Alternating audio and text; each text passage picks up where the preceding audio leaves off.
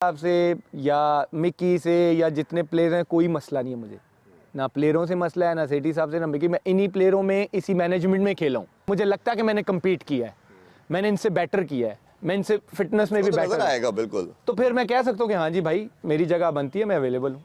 आपने एक बंदे से पूछे बगैर, उसकी बॉडी की कंडीशन जाने बगैर, आपने, मैं नहीं ये कह रहा, आपने स्टेटमेंट्स दी ऑन रिकॉर्ड। मैं आपको बता रहा हूँ कि मैं सीपीएल में था, उनसे मेरी बात हुई थी, तो मैंने उनको बोल दिया था कि जी मैं अवेलेबल हूँगा।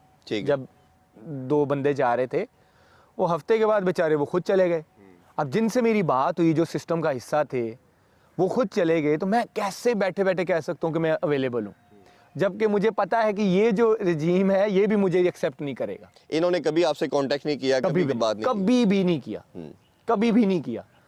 देखें, बात ये है कि मैंने आपको पहले बोला है ना, चीज़ें वहीं पे ख़राब होती हैं जहाँ पे कम्युनिकेशन गैप आता है। जब एक बंदे से आप कम्युनिकेशन नहीं कर रहे, ठीक, और आप अपनी पावर का गलत इस्तेमाल कर रहे हैं, तो फिर हर बंदे का राइट है कि वो पहले अपने बारे में सोचे कि भाई मेरी सेफ्टी कहाँ है। अच्छा चले, अब ये है कि नई रजीम आ गई, ठीक है, ये वही रजीम समहाउ है जिन्होंने आपको पहले भी बैक किया और सब कुछ किया। उससे पहले ये बताइए कि क्या पिछली रजीम ने आपको एनसीए में आने से रोका था?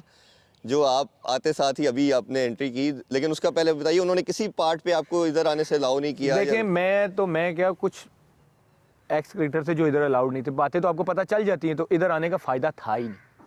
तो मुझे पता था पूछेंगे तो ना ही होनी है, ठीक है।